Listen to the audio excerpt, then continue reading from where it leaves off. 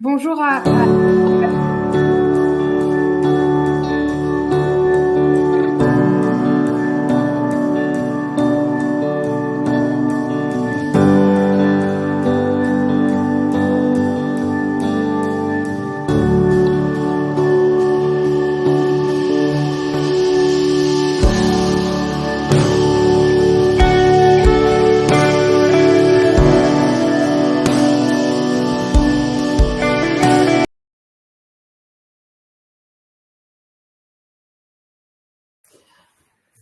bonjour à toutes et à tous.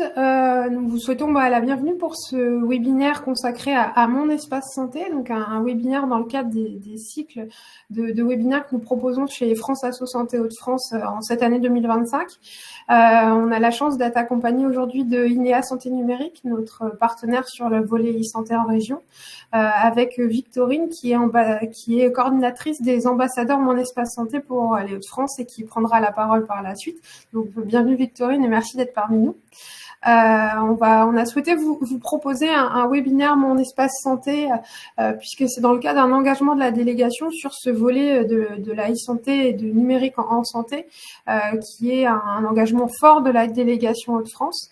Vous avez pu voir les petites consignes pour la participation. Donc, comme vous pouvez vous en rendre compte pour ceux qui découvrent la plateforme et pour les habitués, vous ne pouvez donc pas mettre votre caméra ni activer votre micro. Pour autant, on a voulu que ce soit quand même un format qui puisse être le plus interactif possible. Donc, vous pouvez à tout moment nous envoyer des petites réactions au sein du volet chat. Par exemple, vous pouvez nous dire bonjour, puisque on vous souhaite tous la bienvenue pour ce webinaire. Et puis, vous pouvez nous poser des questions via l'onglet questions. L'idée, c'est que ce temps d'environ 2 heures puisse être le moment de répondre à vos questions sur comment utiliser mon espace santé et comment en parler en tant que représentant des usagers auprès d'autres usagers. Donc vraiment, n'hésitez pas à poser vos questions. Victorine est là pour répondre à vos questions. Je vais laisser la parole d'abord à Monsieur Doptin. Donc Monsieur Doptin est notre vice-président en délégation Hauts-de-France. Il est aussi président de la commission e-santé, c'est-à-dire que c'est lui qui pilote pour la délégation en tant qu'élu les dossiers sur la e-santé. Donc je vais lui laisser la parole, qu'il puisse me rappeler pourquoi cet engagement de la délégation. Bonjour à tout le monde. Donc, pourquoi cet engagement de la délégation? Parce que d'abord, la délégation et France Asso Santé particulièrement est partenaire de tout ce qui est numérique en santé. Et en plus, nous pensons effectivement que le numérique en santé est quelque chose qui est complémentaire à la santé traditionnelle, je dirais, à la présence physique des professionnels de santé, mais c'est quelque chose qui est non pas appelé à se développer, mais qui s'est développé. Et aujourd'hui, ça fait partie de nos vies, ça fait partie de la vie de nos parcours de vie, de nos parcours de santé. Le numérique est présent chez tous les professionnels. Voilà pourquoi, en tant que représentant France Asso Santé des usagers, on ne pouvait pas s'intéresser aux nouveaux outils qui sont mis en place. Particulièrement le volet Mon Espace Santé, puisque ça concerne tout ce que vous faites dans votre santé est inscrit dans un gros dossier, je mettrai de façon générique, et vous pouvez avoir accès à ce dossier. Ce dossier contient des informations dont vous avez le consentement, puisque c'est vous pouvez le partager avec les professionnels. On y viendra plus tard. Voilà. Donc, c'est vous qui décidez de gérer votre dossier, de l'activer, de vous en servir dans un parcours de santé entre les professionnels. Et il y a des choses qui vont venir directement des professionnels que vous contactez ou de la CPM, de l'assurance maladie. Et il y a surtout des choses, on viendra, des choses très intéressantes de compléter de ce que vous avez, vous, sur votre santé, que les professionnels ne connaissent pas. Je m'arrête là pour l'instant. Voilà, merci Monsieur Doptin. On va tout de suite rentrer dans le vif du sujet. On va chez France Asso Santé, on va se taire et on va laisser la parole à Victorine Lévesque qui va nous présenter ses premiers éléments sur mon espace santé. Alors, je préviens tout de suite, il y aura, quand on parlait d'interactivité, il y aura des petits éléments. On va vous poser peut-être des petites questions auxquelles on vous invite à répondre en cliquant sur votre écran à plusieurs moments du webinaire. Et puis, je rappelle aussi que comme tous nos webinaires, le diaporama sera mis à disposition ainsi que le replay de l'événement qui sera sur notre page YouTube. Donc, si vous êtes arrivé en retard, que vous avez perdu peut-être un petit moment du webinaire, vous pourrez toujours rattraper tout ça par la suite. Voilà. Merci Victorine d'être avec nous. Merci Maureen et Olivier pour déjà pour l'organisation de ce webinaire et pour son introduction. Maureen m'a présenté, donc je m'appelle Victorine Lévesque, je travaille au sein du grade INEA en tant que coordinatrice des ambassadeurs Mon Espace Santé et aussi en tant que référente sur les sujets qui concernent les usagers. Maureen, je te laisse mettre peut-être le... Alors, je ne vois pas les slides. Ah, super, merci. Alors, peut-être déjà représenter qu'est-ce que le grade, qui nous sommes INEA en tant qu'interlocuteur clé sur le sujet du numérique en santé dans la région. Donc déjà, le GRAD, ça signifie le groupement régional d'appui au développement de la e-santé. Donc nous, on est missionné par l'Agence régionale de santé pour déployer, mettre en œuvre la stratégie justement régionale qui porte sur la e-santé, le numérique en santé. Donc on est amené à conduire les différents projets en lien avec cette stratégie régionale, d'animer et de fédérer les différents acteurs de l'écosystème de santé qui cohabitent, voilà, avec qui on agit pour mettre en œuvre les actions d'accompagnement, de sensibilisation sur le numérique en santé. Et on promue aussi l'utilisation des services numériques en santé. C'est le cas de Mon Espace Santé. On fera un gros focus aujourd'hui sur ce qu'est Mon Espace Santé et en quoi il est utile dans le quotidien des usagers pour gérer leur santé. Et nous, le GRAD, on a aussi une remontée d'informations qu'on mène justement du terrain, étant donné qu'on collabore avec les acteurs sur le terrain.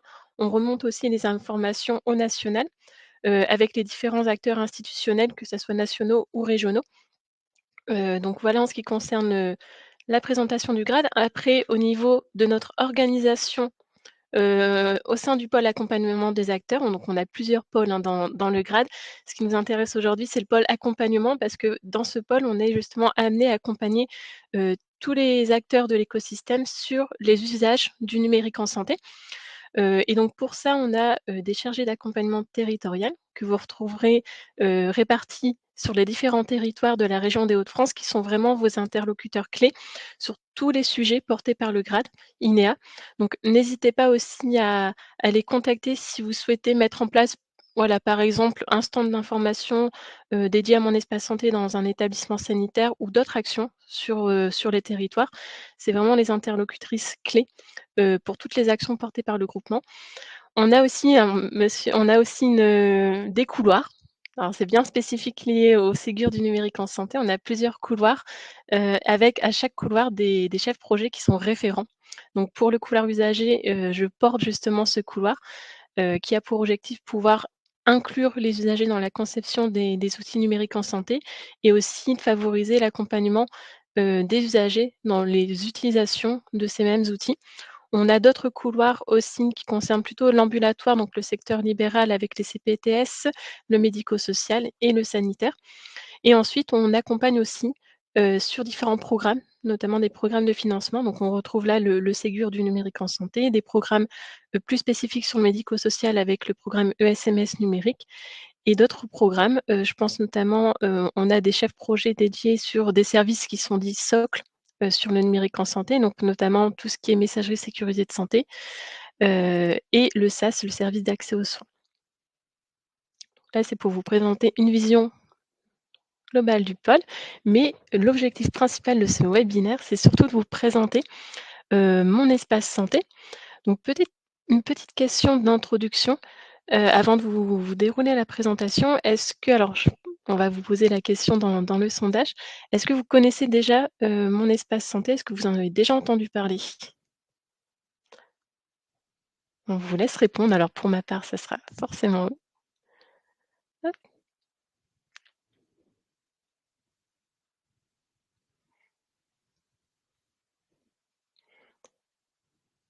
Alors vous avez tous l'impression, alors j'ai l'impression que tout le monde connaît déjà Mon Espace Santé, juste quelques rappels, donc ça c'est très positif. Mon Espace Santé, c'est un service public qui a été créé automatiquement par l'assurance maladie en janvier 2022. Donc on remonte un peu le temps, mais finalement c'est pas si vieux que ça parce que Mon Espace Santé a fêté dernièrement ses 3 ans. On a d'ailleurs organisé en région France un webinaire, à l'occasion de ces 3 ans, donc si ça vous intéresse, on aura prochainement le replay aussi de ce webinaire. Donc il a été créé automatiquement il y a 3 ans par l'assurance maladie et durant toute l'année 2022, il y a eu beaucoup d'évolutions sur l'outil Mon Espace Santé avec par exemple l'arrivée du catalogue de services en mai 2022, la création automatique des profils en juillet 2022 et ça c'est important, ça veut dire qu'aujourd'hui, plus de 97 des usagers ont un profil Mon Espace Santé qui a été ouvert automatiquement par l'assurance maladie. On a eu par exemple aussi l'arrivée du catalogue de services en novembre 2022 et l'ouverture de la biométrie, pour faciliter la connexion à, son compte en décembre 2022. Donc il y a eu beaucoup d'avancées sur l'année 2022 qui est l'année vraiment d'arrivée de Mon Espace Santé et on a, sur l'année 2024 quelques dernières actualités qu'on évoquera aujourd'hui avec l'arrivée de l'agenda et aussi, de la prévention. L'enjeu autour de Mon Espace Santé, c'est aussi de pouvoir mettre en place de la prévention personnalisée en fonction de l'âge et du sexe de la personne. On le verra, on aura justement des messages de prévention personnalisés qui apparaissent, dans Mon Espace Santé. Autre petite question justement, étant donné que tout le monde connaît, Mon Espace Santé, est-ce que vous l'avez déjà activé?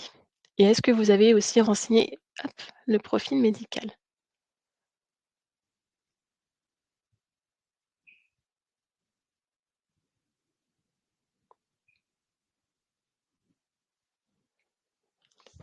On a déjà des ambassadeurs, de Mon Espace Santé. Tout le monde a déjà activé.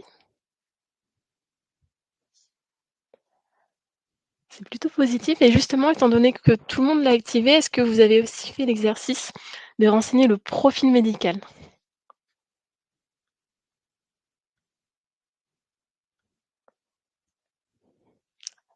Ah. C'est un peu plus tempéré sur cette question-là.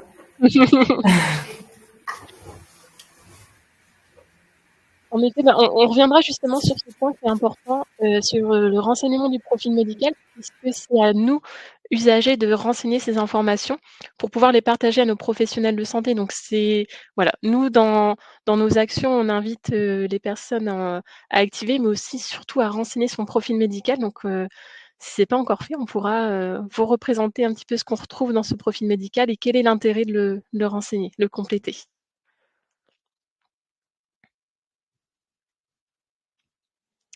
Avant de vous présenter les différentes rubriques, quelques chiffres clés, sur le déploiement de Mon Espace Santé au niveau national. Je vous ai parlé tout à l'heure de 97 des usagers qui ont un compte, un profil Mon Espace Santé de créé automatiquement, d'ouvert par l'assurance maladie et il y a une différence à faire entre création et activation, puisque les comptes ont été créés automatiquement, mais l'usager doit activer son profil pour retrouver l'accès aux documents, qui sont alimentés par les professionnels. Donc là, en ce qui concerne l'activation, avec des chiffres pardon, qui datent de fin, janvier 2025, on est à plus de 97 des assurés qui ont un espace ouvert et sur ces 97 on a 24,7 d'usagers qui ont activé. C'est-à-dire qu'ils ont fait la démarche d'aller sur Mon Espace Santé et faire l'activation, pour retrouver l'accès aux documents. On a un très faible taux d'opposition, de clôture des profils. Ça, on reviendra aussi. On a le choix d'activer ou de s'opposer à la création de Mon Espace Santé. Et pour résumer, ça fait un peu plus d'un Français sur 4 qui s'est déjà connecté à Mon Espace Santé. Quelques chiffres aussi et là, ce qui est intéressant, c'est notamment ce que les usagers, font lorsqu'ils utilisent Mon Espace Santé, quels documents ils vont, consulter, quelles rubriques ils vont utiliser le plus. Donc le top 1, la première rubrique sur laquelle les usagers, vont consulter des informations, c'est la rubrique documents. On reviendra par la suite, on le présentera plus en détail, mais c'est là où on va pouvoir retrouver tous les documents, qui concernent notre parcours de soins, qui sont déposés par nos professionnels. On a aussi la messagerie qui permet là aussi de pouvoir réceptionner des documents et en troisième position, le profil médical. Donc on voit que le profil médical, apparaît en dernière position sur ce top 3, et ça montre aussi tout l'intérêt de pouvoir, renforcer l'accompagnement, des usagers sur, l'intérêt de pouvoir renseigner ce profil médical.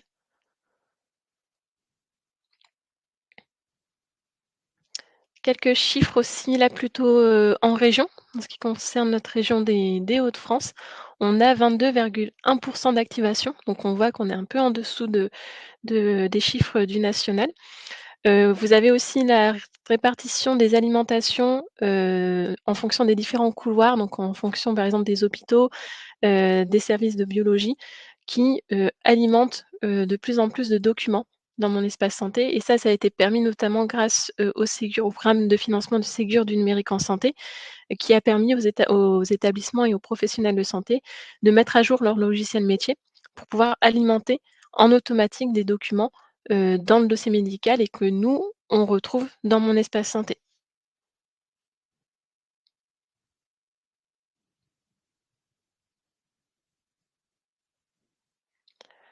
Alors peut-être avant de dérouler les rubriques, faire, un petit point de rappel avec la différence entre le dossier médical partagé, que peut-être certains d'entre vous connaissent, et mon espace santé.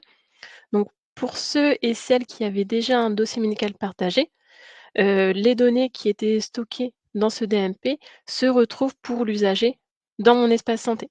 En fait, c'est assez simple pour l'usager. Tout est centralisé sur un même, outil qui est mon espace santé. Les professionnels, eux, vont continuer à alimenter, à déposer des documents sur le dossier médical partagé.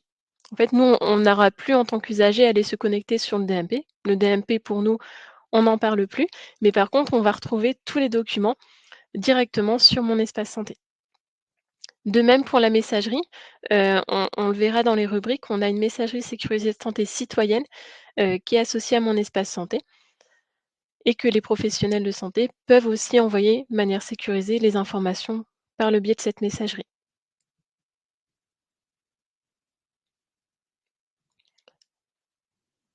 Alors, je pense que, étant donné que tout le monde a activé mon espace santé, vous connaissez déjà les différentes rubriques. Peut-être les rappeler aujourd'hui parce qu'il y a des nouvelles, rubriques qui se sont rajoutées.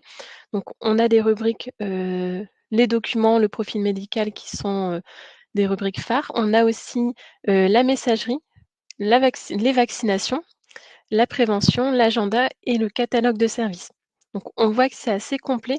Mon espace santé, il est souvent décrit, comme le carnet de santé, numérique, mais c'est même plus que ça parce qu'on peut même rajouter des rappels de rendez-vous, on peut échanger de manière sécurisée avec nos professionnels. Donc c'est un service qui est vraiment complet et qui permet aux usagers de gérer au quotidien, leur santé.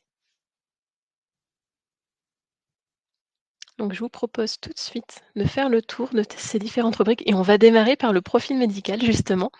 Donc le profil médical, lorsque vous faites l'activation, on vous invite justement à pouvoir le renseigner, et à mettre à l'intérieur des informations clés sur votre état de santé pour dresser un petit peu le portrait de votre santé. Donc vous avez plusieurs, thématiques que vous pourrez renseigner. Il y a, tout ce qui est lié à votre suivi médical. Là, vous pourrez par exemple y mettre, les maladies, les traitements que vous prenez, les hospitalisations que vous avez eues par le passé et aussi si vous êtes en situation de handicap.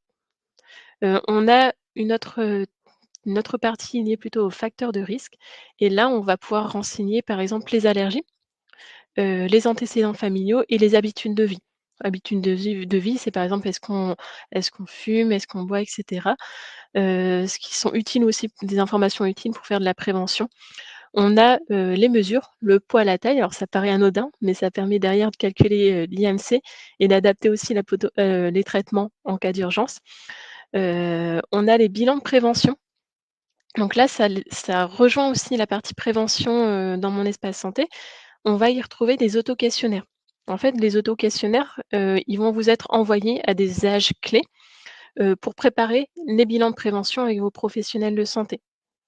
Donc vous verrez, en fait, vous pouvez retrouver cet auto-questionnaire, vous allez répondre à plusieurs questions et on va le retrouver dans votre profil médical sur la partie bilan de prévention.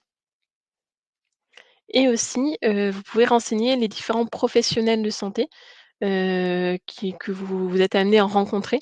Par exemple, le médecin traitant, automatiquement, il sera reconnu dans mon espace santé, grâce aux informations de l'assurance maladie et vous pourrez aussi rajouter d'autres professionnels, qui font partie de votre cercle un petit peu de professionnels, de santé. Et il y a une partie entourage et volonté, mais on fera un petit focus, juste après. Là, la bonne pratique, par rapport au profil médical, c'est déjà de mettre vraiment les informations, qui sont importantes, notamment pour votre prise en charge en cas d'urgence, puisque ces informations, elles seront accessibles aux professionnels qui sont autorisés à consulter les documents et ça permettra de faciliter la prise en charge, en cas d'urgence. Donc pour justement que les professionnels de santé aient accès à la synthèse de votre profil médical, la bonne pratique à avoir, c'est aussi de pouvoir télécharger, la synthèse de votre profil médical. Ça va générer un document que vous allez pouvoir enregistrer dans mon espace santé et retrouver, dans les documents et à partir de ce moment, les professionnels de santé pourront y avoir accès. J'essaye de répondre aux questions en même temps. Alors pareil pour les bilans de prévention, c ça va être un document que vous allez pouvoir télécharger et remettre dans mon espace santé et à partir du moment où c'est un document stocké, dans le DMP pour la vision professionnelle, ils vont pouvoir le retrouver à condition qu'ils aient accès, à ce document. Donc là, on le verra tout à l'heure avec, l'accès des professionnels à nos documents de santé, qui peut y avoir accès, et dans quel cadre.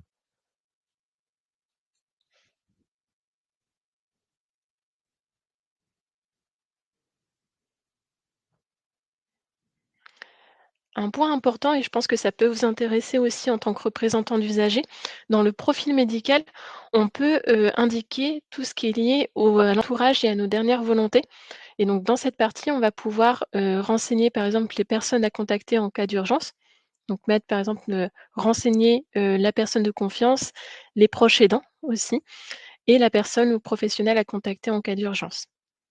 On a aussi une partie, directive anticipée où là, l'usager va pouvoir, télécharger le document manuscrit qu'il a renseigné, voilà, sur lequel il a inscrit ses dernières, volontés, ses directives anticipées. Il va pouvoir mettre ce document directement dans mon espace dans le profil médical. C'est assez simple, hein, il vous suffit de prendre en photo le document si on utilise le téléphone, ou de le scanner si on utilise plutôt l'ordinateur.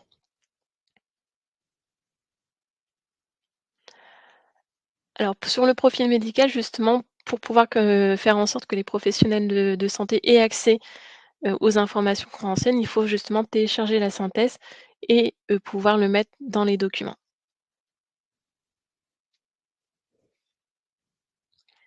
Et sur cette dernière partie, il y a aussi, un rappel d'informations sur le don d'organes et de tissus, en nous rappelant qu'on est automatiquement, donneur, si on ne s'est pas opposé, au prélèvement de nos organes et tissus.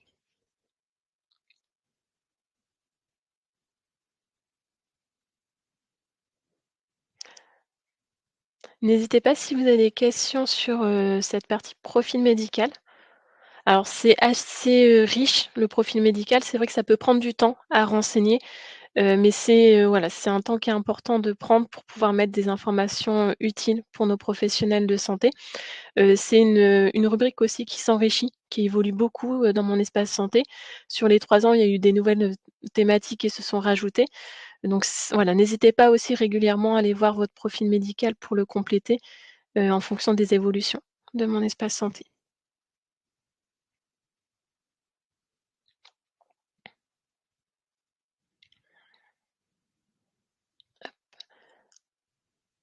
Je répondrai aux questions au fur et à mesure, hein. Je vois qu'il y a des personnes qui écrivent.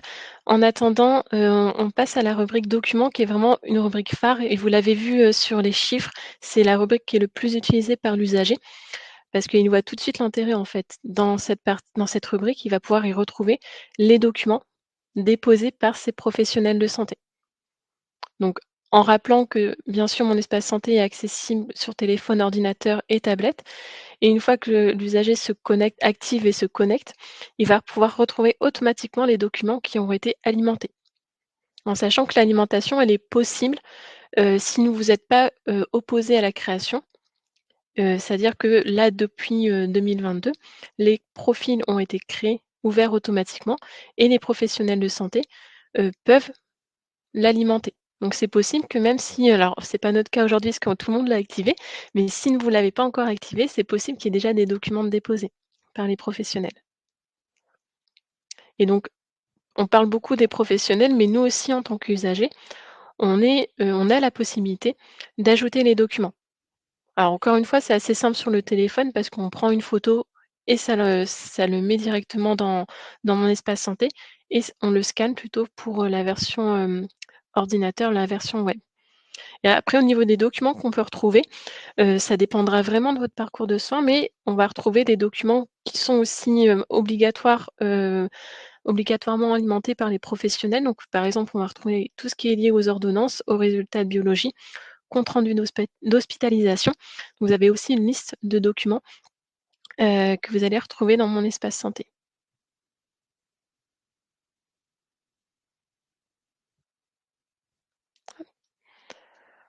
Alors je ne sais pas pour ceux qui ont activé, sans doute que vous avez déjà retrouvé des documents.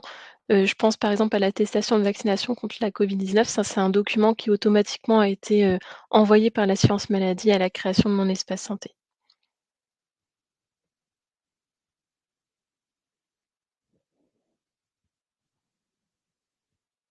Alors j'ouvre quelques parenthèses, justement sur cette rubrique des documents, puisqu'on a plusieurs possibilités en tant qu'usager pour gérer, l'accès à ces documents. Dans mon espace santé. Donc, faut le rappeler et ça je l'ai dit plusieurs fois que, il n'y a pas d'obligation, d'avoir mon espace santé. On a le choix d'activer ou de clôturer son profil à tout moment. Donc c'est-à-dire que si vous clôturez aujourd'hui votre profil et que finalement vous voulez revenir sur votre décision, vous avez la possibilité d'activer derrière et inversement. Si vous activez, vous avez la possibilité de clôturer à tout moment votre profil. Dès que vous clôturez, mon espace santé, les données, sont conservées une dizaine d'années, mais il n'y aura plus d'alimentation, plus de nouveaux documents de déposer, dans mon espace santé. On a aussi plusieurs actions que nous, on peut faire en tant qu'usager pour gérer l'accès, à ces documents. La première, c'est de pouvoir masquer les documents. Donc pour ceux qui ont déjà fait l'activation, vous avez vu qu'on vous invite à prendre une décision. Est-ce que vous laissez visibles tous les documents ou est-ce que vous les masquez? Donc si vous masquez les documents, tous les documents, seul le professionnel de santé qui a ajouté le document peut conserver l'accès à celui-ci. Par contre, les autres professionnels de santé n'auront pas accès aux documents. Et par contre, si vous prenez la décision de laisser visibles les documents, on reviendra juste après, seuls les professionnels de santé qui ont l'autorisation d'accéder à ces documents pourront les consulter. Et justement, sur la consultation des documents ou l'alimentation, dès qu'il y a un nouveau document de déposé ou dès qu'il y a un professionnel de santé qui ouvre un document, nous, en tant qu'usagers, on est informés de cette activité et on reçoit à chaque fois un mail. Donc généralement, c'est l'adresse mail qui est reconnue avec laquelle l'assurance maladie a créé mon espace santé et que vous avez utilisé pour le compte Amélie. Donc à chaque activité, vous recevez un mail vous informant qu'un nouveau document vous attend dans mon espace santé ou qu'un professionnel de santé a consulté un document. Et justement, sur cette activité-là, si vous souhaitez qu'un professionnel de santé en particulier n'ait pas accès à ces informations, vous pouvez le bloquer. Donc là, vous avez aussi la possibilité, de bloquer un professionnel de santé et ce dernier n'aura plus accès à vos informations, stockées dans le dossier médical partagé.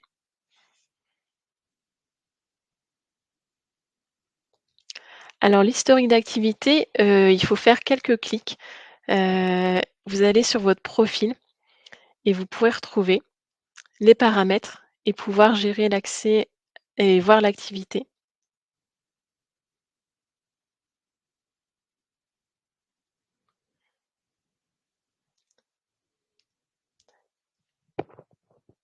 Et pareil pour bloquer un professionnel de santé, il faut aller dans les paramètres pour pouvoir bloquer, l'accès à un professionnel.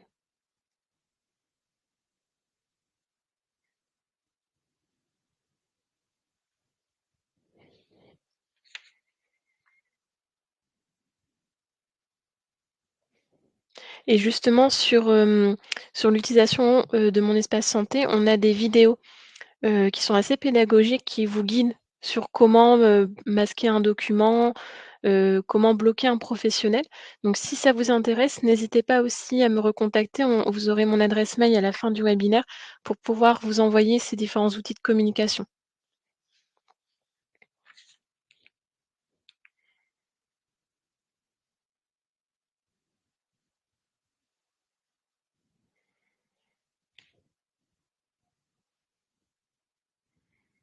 Est-ce qu'il y a d'autres des questions? Alors il y a madame Baudry qui ne voit pas les paramètres, mais ça je vous renverrai plutôt vers la vidéo aussi, pour vous aider.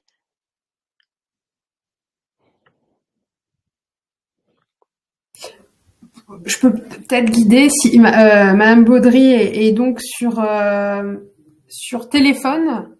L'accès aux paramètres, vous avez un petit logo en haut à gauche de votre écran avec votre identifiant et votre nom, prénom et un petit logo profil. En fait, si vous cliquez sur ça dans votre profil, vous allez ensuite accéder aux paramètres et à ce que Victorine pouvait signaler, donc notamment l'historique. Voilà. Parfait. C'est ça, c'est une petite roue quand vous cliquez sur votre profil avec les paramètres et vous aurez l'accès aux professionnels et à mes données. Et là, vous pourrez gérer l'accès des professionnels et bloquer un professionnel, par exemple. La confidentialité des informations, l'accès aussi en cas d'urgence, si vous autorisez les SAMU à accéder aux informations stockées dans votre dossier médical partagé.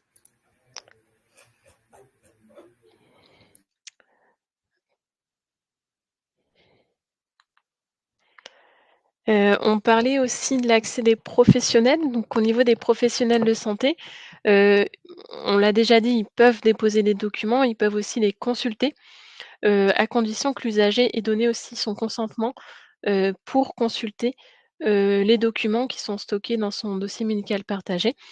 Il peut supprimer un document dont il est l'auteur. Là, c'est aussi alors nous, en tant qu'usager, on peut masquer un document, mais on ne pourra pas supprimer un document déposé par un professionnel de santé. Parce que c'est le professionnel de santé qui est propriétaire en quelque sorte du document et qui peut le supprimer. Il peut aussi masquer un document. Là, c'est notamment utile pour des cas bien particuliers où le patient ne souhaite pas forcément que le document se retrouve dans mon espace santé. Le professionnel de santé, il n'est pas obligé de le déposer dans mon espace santé ou il peut le déposer et le masquer. Et donc, je prends l'exemple par exemple d'un mineur, étant donné que les profils sont gérés par les représentants légaux, il n'a pas forcément envie que toutes les 2 informations soient déposées automatiquement dans mon espace santé. Il peut demander à ce que ça ne soit pas déposé dans mon espace santé et masqué aussi, dans mon espace santé. Il y a certaines conditions aussi d'accès par les professionnels de santé. Déjà l'accès aux informations, elle est autorisée seulement pendant la période de prise en charge. C'est-à-dire qu'un médecin traitant qui ne vous connecte pas et qui ne vous prend pas en charge, ne peut pas accéder à vos informations dans votre dossier médical partagé.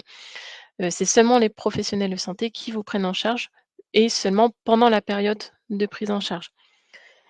Au niveau de l'accès des professionnels de santé, tous les professionnels de santé n'ont pas accès à l'ensemble des documents. Là, je vous renvoie à une matrice d'habilitation et vous la trouvez aussi directement sur mon espace santé. Vous verrez qui a accès aux documents en fonction de la profession. Hop. Vous verrez directement cette matrice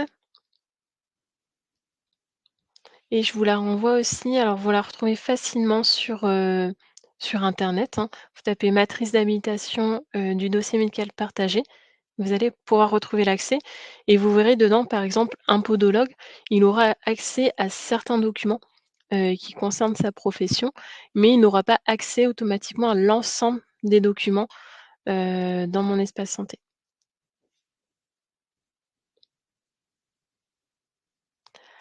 Alors, le mode brise-glace, ça permet aux services d'urgence d'avoir accès, aux informations, dans mon espace santé, en cas d'urgence. Mais par contre, nous derrière, en tant qu'usagers, on a l'information qu'il y a eu le SAMU qui a consulté nos informations.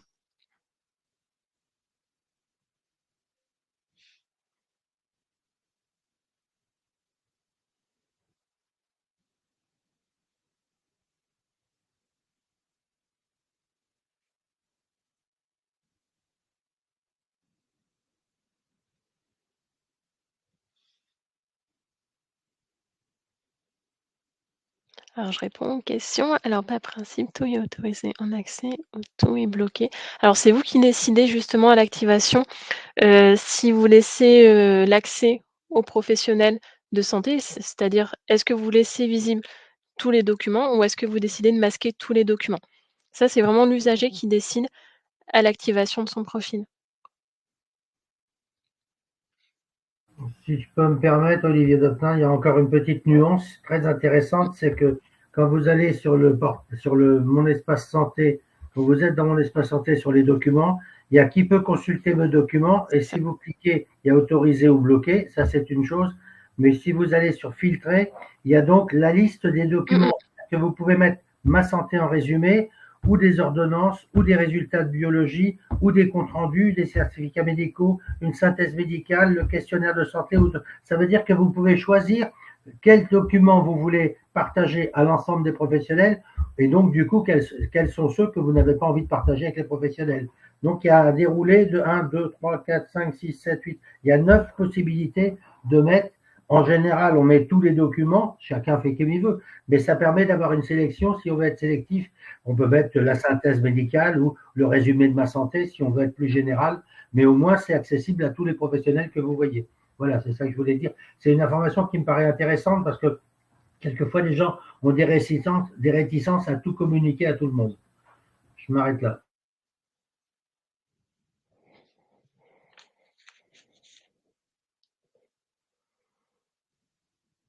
Merci monsieur Dobtin. Sur les statistiques des services d'urgence, je me renseignerai pour les avoir. On a travaillé en région aussi, sur autour de cas d'usage, notamment avec des services d'urgence pour justement, voir sur le terrain comment ça se passe, avec un lien avec les EHPAD et les services d'urgence. Mais pour l'instant voilà, à ma connaissance, j'ai pas de statistiques, d'utilisation, dans les services d'urgence, mais je pourrais me renseigner. N'hésitez pas à me renvoyer, un mail avec vos questions aussi à la suite du webinaire. Je peux me permettre? Oui. Bernard, c'est parce que c'est Bernard Dallage qui pose la question. Ce qui est très intéressant, me semble-t-il, c'est qu'effectivement, quelqu'un qui arrive aux urgences, quel Mmh. que soit le service d'urgence, le service médical des urgences a accès à votre DMP, donc à ce que la sécurité sociale et ce que les professionnels ont mis dans le DMP.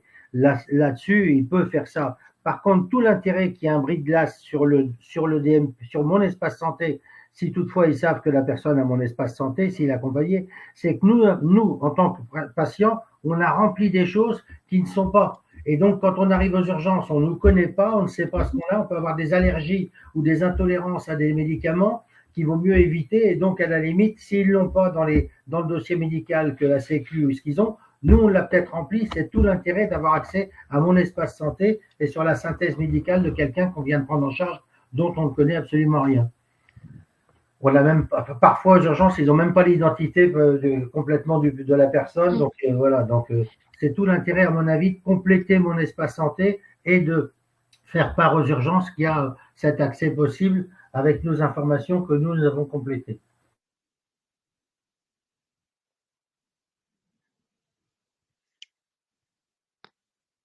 Merci encore, monsieur Dobtin. Je passe rapidement sur la partie vaccination. Donc il faut savoir que dans mon espace santé, il y a aussi, le carnet de vaccination qui est intégré dans mon espace santé, où vous allez pouvoir retrouver les vaccinations réalisées et aussi les vaccinations à venir. Donc ça nous permet aussi de ne pas oublier les prochaines vaccinations à réaliser et dès que vous réalisez la vaccination, le professionnel de santé peut indiquer que la vaccination a été réalisée ou nous aussi on peut, rajouter la vaccination en indiquant qu'on a bien fait la vaccination qui était recommandée et ça nous permet de pas oublier et d'être à jour aussi son calendrier, de vaccination. C'est plutôt pratique aussi, je pense dans l'usage quotidien pour les parents, qui ont, des jeunes enfants. Ils ont aussi, avec le profil de l'enfant, l'accès à cette partie vaccination et ça permet de pas oublier, les différentes vaccinations à réaliser, pour les enfants, mais aussi pour nous-mêmes. Deux choses, si je peux me permettre, pour la vaccination. Mmh. À la fois, il y a un volet enfant qui vient d'être ajouté au dossier médical de santé du parent avec effectivement les vaccinations obligatoires. Mais moi, je suis sur le mien de mon espace santé. Ce qui est très intéressant, c'est que de plus en plus aujourd'hui, Et compte tenu de la difficulté d'avoir accès à des médecins traitants, les pharmaciens vaccinent. Et les pharmaciens peuvent faire quasiment presque toutes les vaccinations.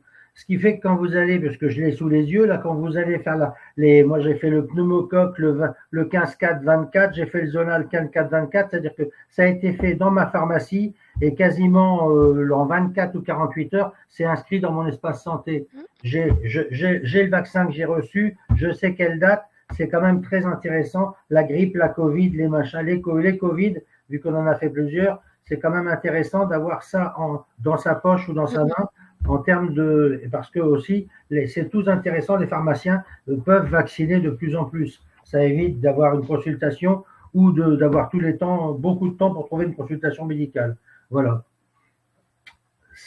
Je trouve que c'est très très bien les vaccinations sur mon espace santé parce que moi on est à jour et comme on se souvient pas quand est-ce qu'on l'a fait, qu'est-ce qu'on a fait, au moins là tout est noté. Je te rends la parole, Victorine. Merci. Alors là, on a aussi une nouvelle rubrique qui est arrivée dans mon espace santé. Donc pour ceux qui utilisent, la version téléphone, ne soyez pas surpris en fait, vous avez dans les 3 petits points, les plus, vous retrouverez, les rubriques qui se cachent dans mon espace santé. Donc vous avez notamment la partie prévention, dans laquelle vous allez retrouver des messages de prévention personnalisés. Donc là, les messages seront différents en fonction de notre âge et notre sexe et aussi toute une bibliothèque d'informations, sur les différents virus de l'hiver et cetera, pour vous informer si vous avez des questions, sur la santé. Vous avez des informations qui sont sûres et qui sont, disponibles dans mon espace santé. Ça rentre en lien avec, un objectif aussi, de mon espace santé, c'est de pouvoir faire de cet outil un outil de prévention et de rendre chaque individu vraiment acteur de sa santé au quotidien. Donc là, vous aurez simplement, par exemple, je vois qu'il y a une rubrique sur l'hiver, on est encore dedans, donc sur les risques de l'hiver et vous aurez plusieurs articles, sur les virus, et cetera.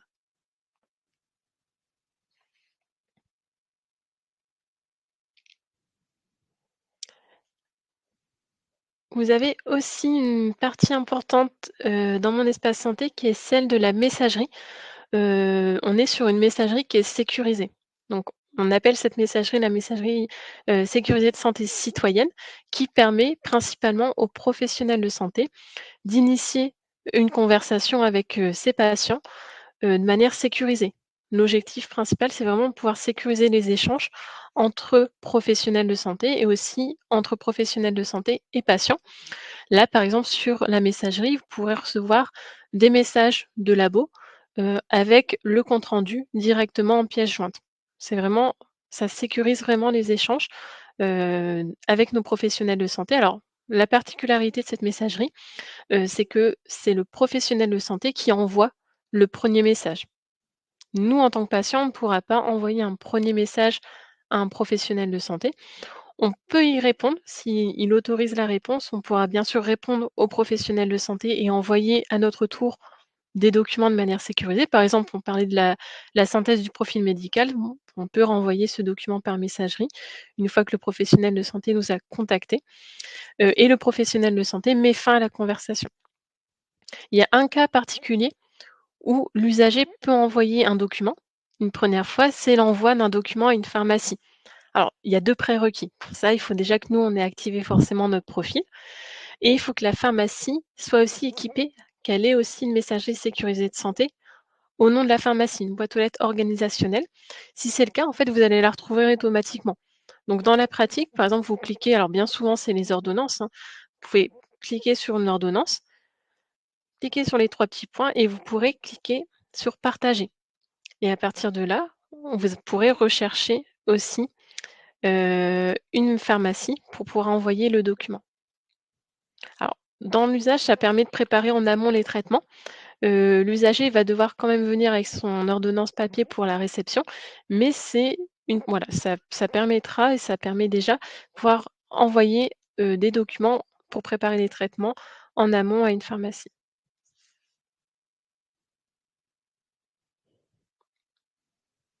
C'est d'autant plus intéressant, si je peux me permettre, Olivier Doctin, c'est d'autant plus intéressant qu'on connaît aujourd'hui tous les difficultés d'approvisionnement, de Mmh. rupture ou même de changement souvent c'est des génériques, et donc déjà la molécule, c'est principe, mais aussi de changement éventuellement selon les disponibilités du pharmacien.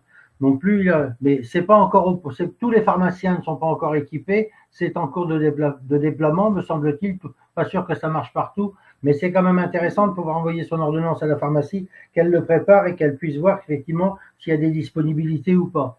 Moi, je l'ai fait dernièrement avec la mienne il y a quelques temps et du coup, ils m'ont rappelé dans la journée pour me dire qu'ils n'avaient pas tel médicament, mais qu'ils essayaient de se débrouiller.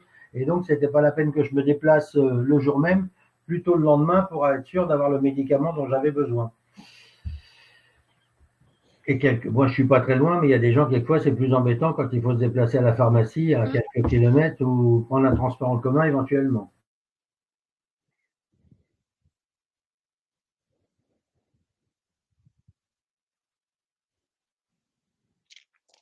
Est-ce qu'il y a des questions sur la messagerie?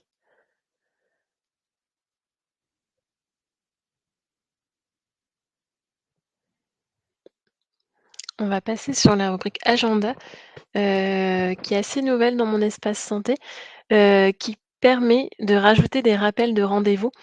Par exemple, vous avez un rendez-vous avec un spécialiste, dans quelques semaines et pour pas l'oublier, vous pouvez décider de rajouter un rappel sur l'agenda de mon espace santé et à partir du moment où vous rajoutez ce rappel, vous aurez des notifications, une fois que la date approche du rendez-vous pour pas l'oublier.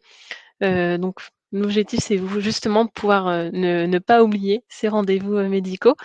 La plus-value vraiment de l'agenda, c'est aussi de pouvoir mettre des rappels de rendez-vous, qui sont aussi personnalisés pour rappeler des dépistages ou par exemple, le rendez-vous annuel d'examen dentaire. Donc ça, c'est des rappels de rendez-vous à planifier. Par contre, mon espace santé ne permet pas de prendre des rendez-vous. On peut rajouter des rappels, mais pour la prise de rendez-vous, les attendus sur les évolutions de mon espace santé, c'est de pouvoir synchroniser, mon espace santé avec des applications qui, elles, permettent la prise de rendez-vous, et des applications qui sont, dans le catalogue de services, on le verra après. Donc par la suite, on pourra justement, par exemple, prendre un rendez-vous sur une plateforme, Maya Doctolib et pouvoir retrouver ce rendez-vous dans mon espace santé.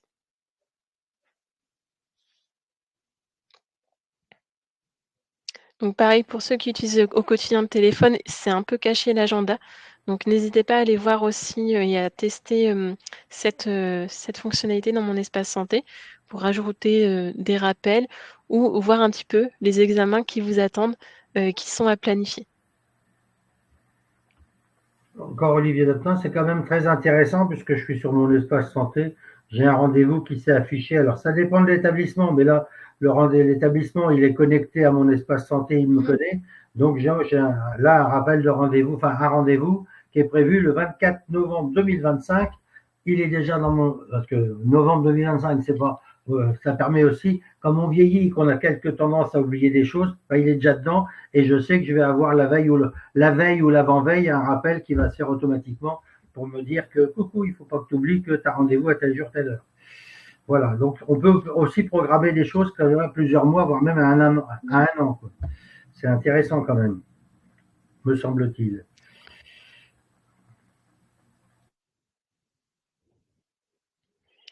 Donc n'hésitez pas vous aussi à faire l'exercice de rajouter des rappels pour tester aussi, cette rubrique de mon espace santé qui est assez nouvelle encore une fois, donc n'hésitez pas à la tester et éventuellement à remonter aussi, les problématiques, sur l'utilisation, de mon espace santé. On est aussi là pour ça, pour pouvoir remonter au national, les différentes problématiques que vous rencontrez sur le terrain dans l'utilisation de mon espace santé. Et je parlais du catalogue de services avec des applications et la synchronisation qui aura lieu entre certaines applications et l'agenda et plus largement dans le catalogue de services, vous retrouverez, plusieurs applications, qui sont des applications de prévention, des applications, de l'État aussi. On retrouve Amélie santé.fr, donc c'est vraiment des applications qui ont été, vérifiées au national pour apparaître dans ce catalogue de services. Donc ils ont répondu à certains critères, notamment sur la sécurité des données. pour apparaître dans le catalogue de services. Vous avez aujourd'hui plus une trentaine d'applications, et pour le moment, quand vous cliquez sur, les applications, ça vous renvoie vers le lien de téléchargement. Donc ça vous permet aussi d'être guidé, dans tout l'univers aussi, des applications de santé, avec la certitude que là, on est sur des applications qui sont sûres. Ouais. Dans les différentes applications, il y en a une qui devrait intéresser tout représentant d'usagers, qui s'appelle Caliscope, puisque c'est Mmh. Caliscope, ceux qui ne savent pas, c'est le service gratuit qui permet à chacun de s'informer sur le niveau de qualité et de sécurité des soins de l'HAS par rapport aux certifications, c'est gratuit, et ça fait partie d'une des applications qui est non pas complètement dans mon espace santé, mais qui permet d'être consulté en ligne. Pareil pour santé.fr, quelquefois on se pose plein de questions.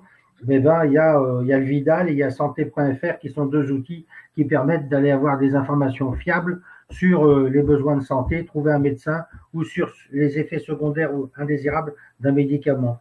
C'est des choses qui sont quand même en toute sécurité, puisque s'ils font partie du catalogue, c'est qu'il y a eu des critères de sécurité de données et surtout de qualité d'information qui ont été vérifiés au niveau du ministère et de la CPAM avant d'être pris acceptés dans le catalogue de services. Mmh mh.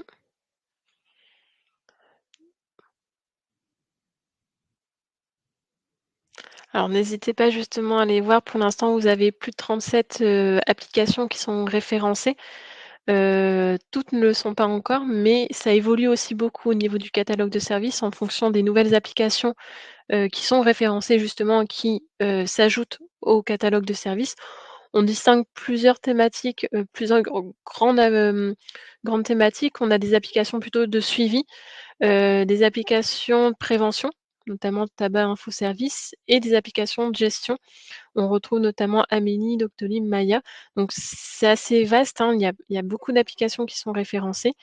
Donc n'hésitez pas à aller fouiller. Là, Monsieur Doptin a donné des exemples assez concrets, sur plusieurs applications, mais il y en a plein d'autres. Donc n'hésitez pas à aller fouiller un petit peu le catalogue de services. Je vais me permettre de revenir sur le petit pavé avant dans la partie petits points, là, dans les petits points, sur la partie prévention dont tu as parlé, Victorine, parce que ce qui me paraît très intéressant, c'est compte tenu dans mon espace santé, il y a la date de naissance, donc il y a l'âge. Au-delà de l'invitation à faire un bilan de prévention, moi c'est 70-75 puisque je suis concerné.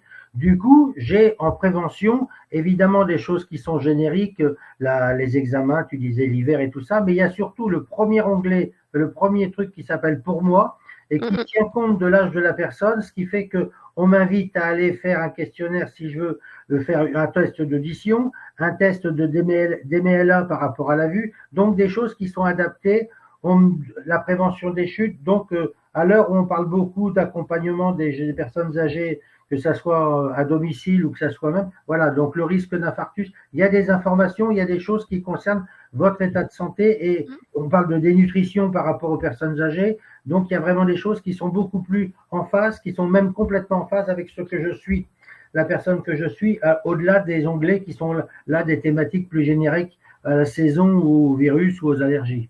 C'est ça que je trouve. Je trouve que cette personnalisation de mon espace santé, elle avance assez vite par rapport à ce qu'on a connu déjà à partir de 2022.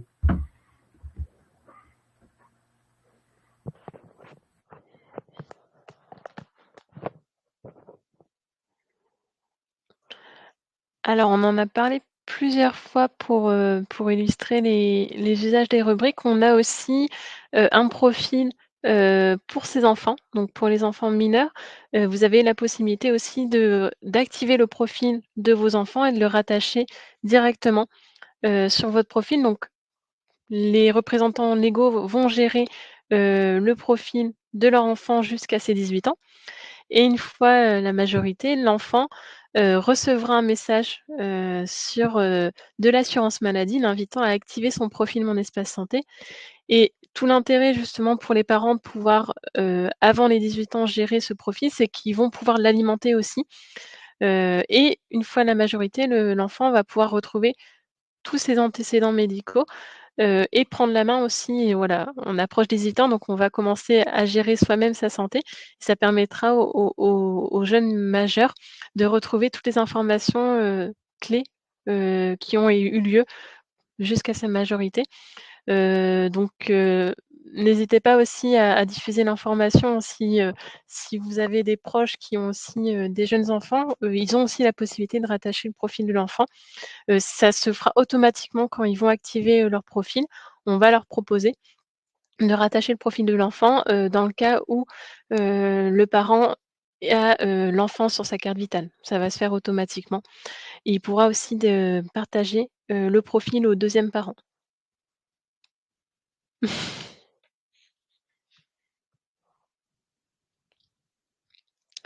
L'accès en cas d'urgence, on en a parlé. Heu, Quand vous activez mon espace santé, vous décidez de donner accès ou non au SAMU et les SAMU pourront avoir accès aux informations en cas d'urgence.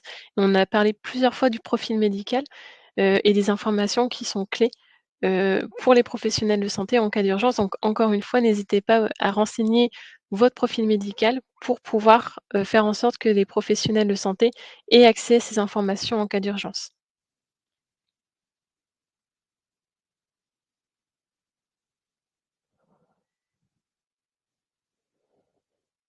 Est-ce que vous avez d'autres, questions?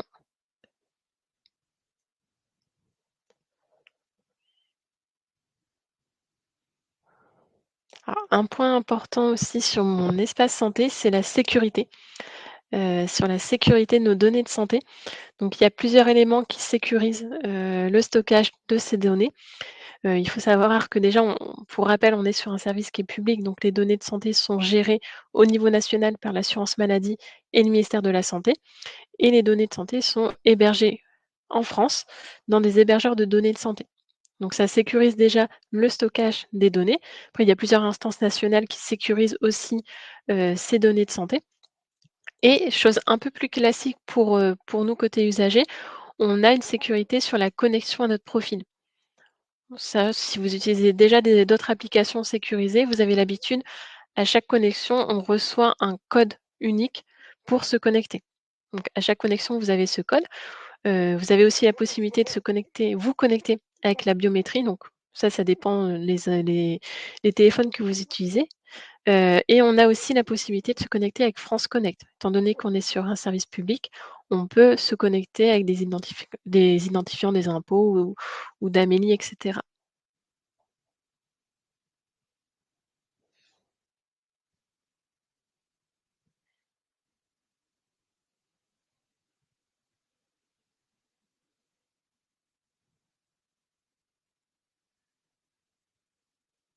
Alors pour les usages en urgence, je me renseignerai si on a les chiffres, nous, au niveau du grade pour répondre à cette question.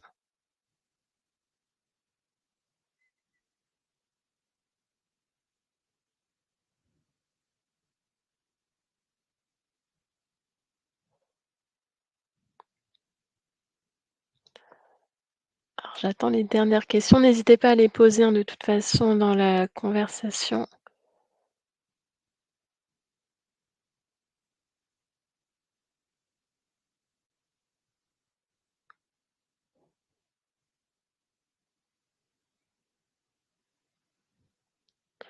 Alors, par rapport au carnet de santé des enfants, est-ce que vous parlez du carnet papier? Est-ce que une fois que les enfants sont rattachés au carnet de santé des parents, le carnet de santé est supprimé?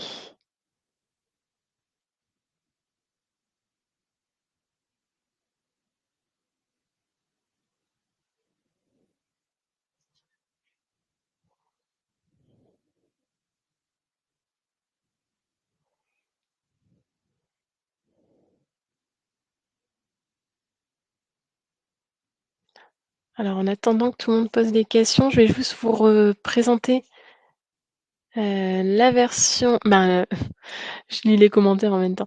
Le dispositif des ambassadeurs Mon Espace Santé, qu'on coordonne au niveau du Gradinéa depuis, bientôt 3 ans.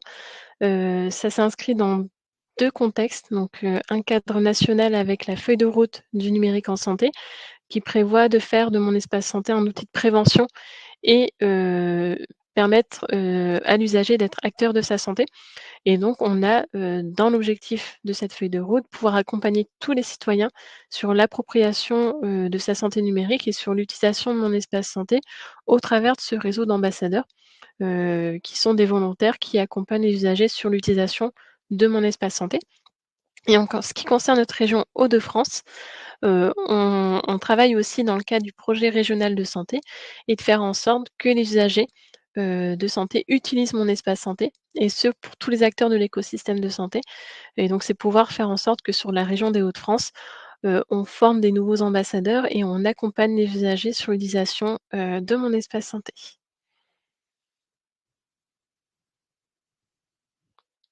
Un rappel rapidement des missions d'un ambassadeur. Donc la mission principale d'un ambassadeur, c'est de pouvoir accompagner, l'usager sur l'utilisation de mon espace santé.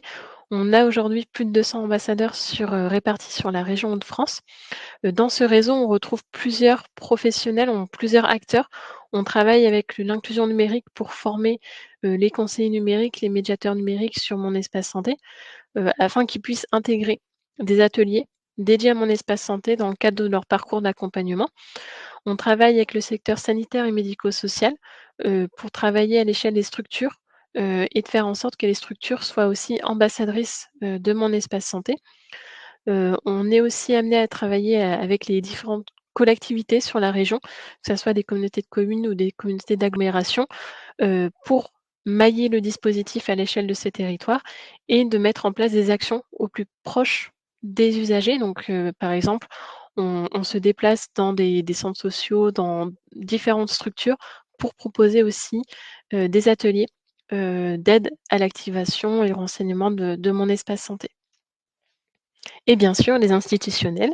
On travaille en région, en collaboration étroite avec, l'ARS et l'assurance maladie, et on est tous aussi ambassadeurs de mon espace santé.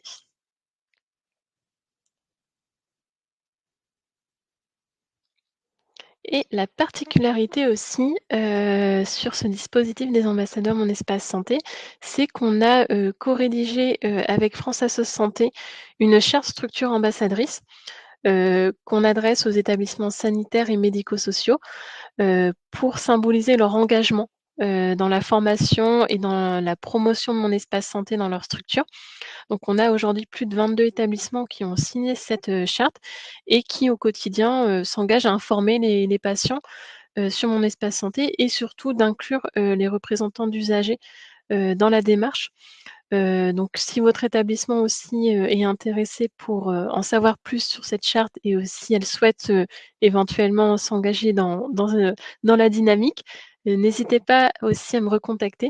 On pourra en échanger plus en détail, sur les différents points de cette charte, structure ambassadrice, Mon espace santé.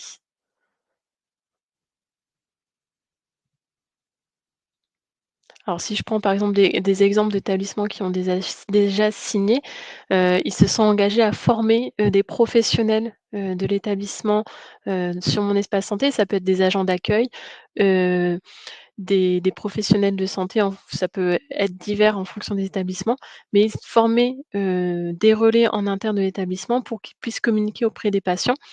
On met à disposition aussi des affiches, des flyers, dans l'établissement et on mène des actions de sensibilisation. Je pense par exemple à des stands d'information, qu'on mène régulièrement, dans différents établissements de la région.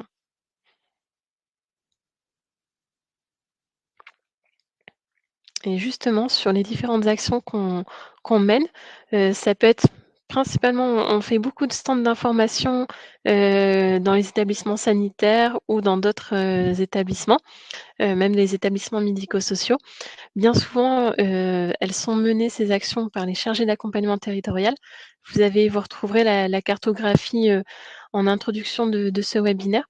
Donc n'hésitez pas aussi à les contacter si vous souhaitez mettre en place un stand, dans les établissements sanitaires ou dans d'autres événements. On a aussi un format plutôt d'atelier qu'on propose, aux communes. Donc là, l'idée, c'est d'aller, dans les communes pour proposer des ateliers.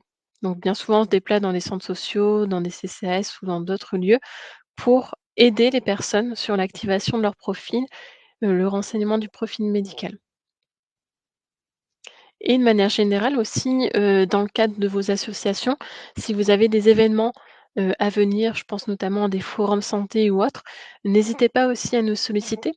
On participe à différents événements sur la région, qui ont pour but justement de promouvoir mon espace santé lors de ces événements.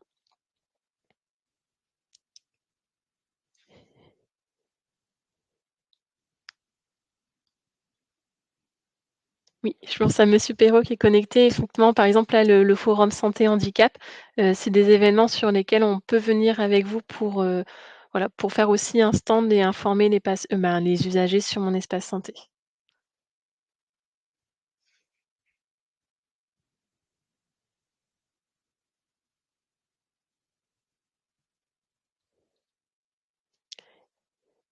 Et si vous souhaitez en savoir plus, vous pouvez aussi vous inscrire dans le réseau ambassadeur. Donc une fois que vous vous inscrivez au réseau ambassadeur, nous, nos missions, c'est de pouvoir vous former, vous sur mon espace santé, vous apporter les outils nécessaires pour mettre en place des actions d'accompagnement. Donc là, je pense notamment au kit de communication, dans lequel vous allez retrouver des flyers, des affiches, les supports de formation. Donc c'est libre d'utilisation, vous pouvez vous en servir, dans vos structures ou même plus largement pour le diffuser, aux usagers. Et c'est aussi pouvoir vous tenir informé, des évolutions de mon espace santé. Donc, il y a eu beaucoup d'évolutions sur, les premières années de mon espace santé, il y en aura à venir aussi. Donc c'est pouvoir vous informer de ces différentes évolutions et aussi, des actions en région. Je pense par exemple à notre journée du 20 mars, qu'on organise, à Arras, qui sera tournée autour des usages du numérique en santé. Donc voilà, c'est de vous tenir informé des différentes actions, soit que nous on organise en région ou que les partenaires, organisent.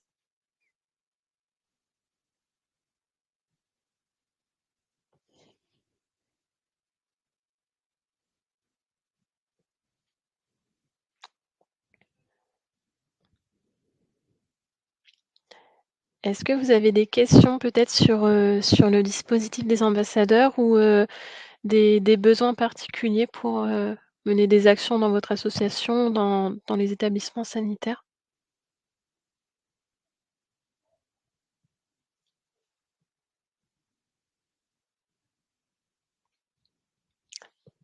Parfait pour l'inscription, le lien d'inscription pour la journée du 20 mars dans la conversation.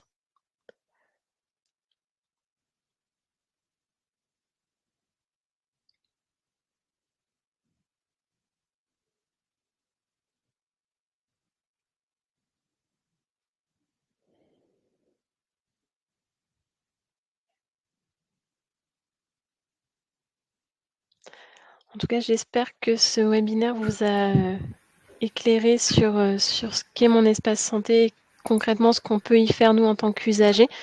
Si vous avez des questions, n'hésitez pas à me contacter par, mail. Vous avez mon mail sur la dernière slide. Merci beaucoup, Victorine. Alors, je vois qu'on a peut-être épuisé les quelques questions. Là, je vois plutôt des réactions sur des événements pour lesquels tu serais demandé en territoire. Donc, je te remercie.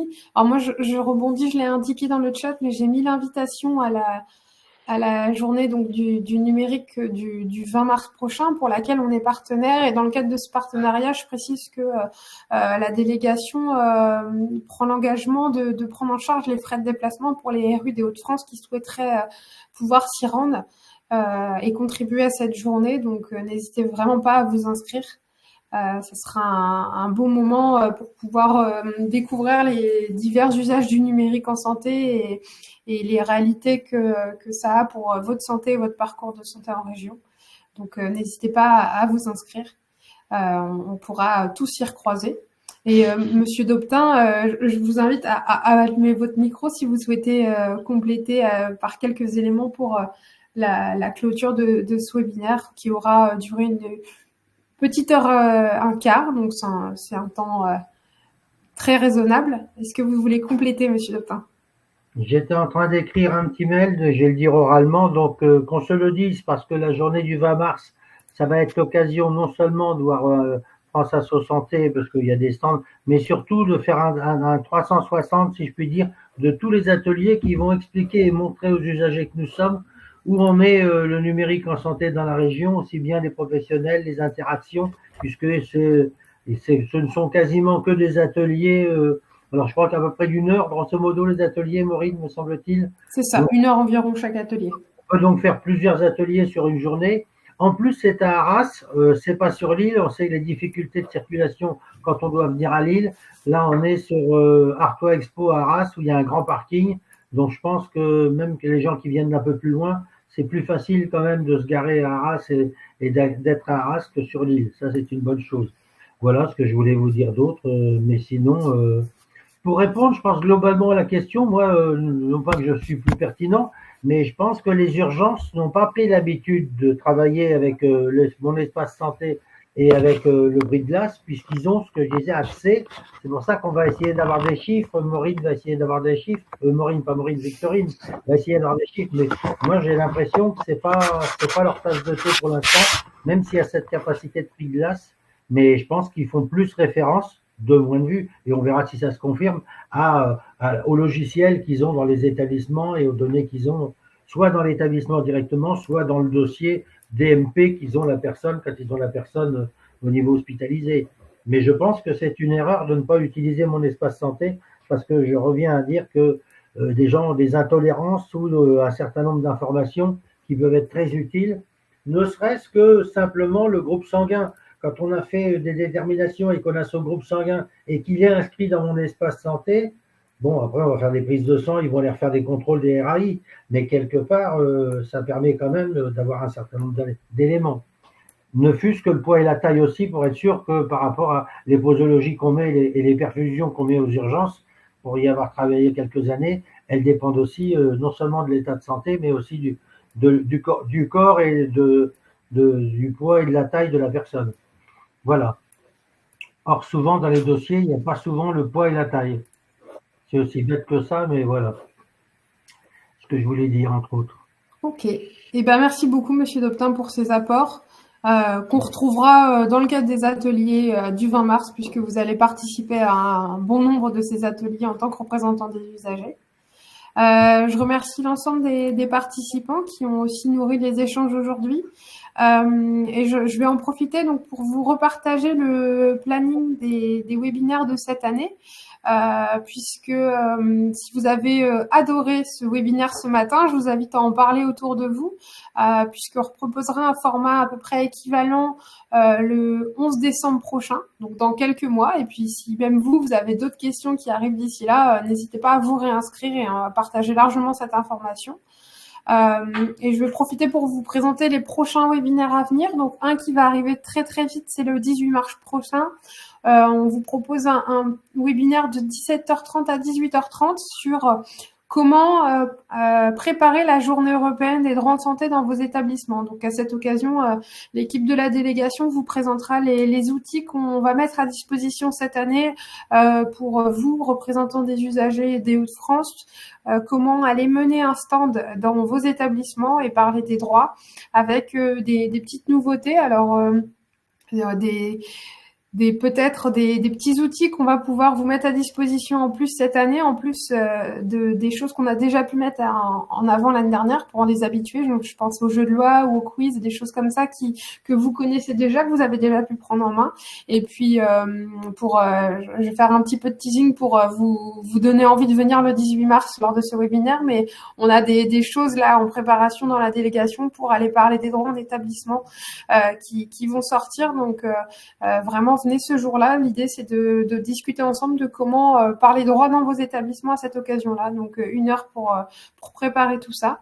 Et puis, le 1er avril prochain, un deuxième webinaire donc sur la certification sera accompagné du réseau santé qualité risque pour parler certification d'établissement de santé et surtout le rôle du RU dans cette certification. Donc, si vous avez une certification en approche dans votre établissement, c'est l'occasion de venir poser vos questions sur comment vous pouvez être impliqué. Et donc, Laurie du réseau santé qualité risque sera là pour répondre à toutes vos questions. Donc, n'hésitez pas. Ce programme de webinaire est à disposition sur notre site internet. Vous pouvez vous inscrire librement sur toutes les dates qui sont mises à disposition. Donc, vraiment, n'hésitez plus à nous rejoindre. On reste sur ce format. Vous pouvez poser toutes vos questions et le tout est mis en replay. Donc, c'est vraiment dans une volonté de rendre cela le plus accessible possible. Donc, Victorine, je te remercie à nouveau. C'est bien, dans le cadre de notre partenariat, d'avoir pu partager ce nouveau format de webinaire. Merci à vous deux pour l'organisation. Et encore une fois, je reste disponible par mail pour ceux qui voudraient échanger à la suite de ce webinaire.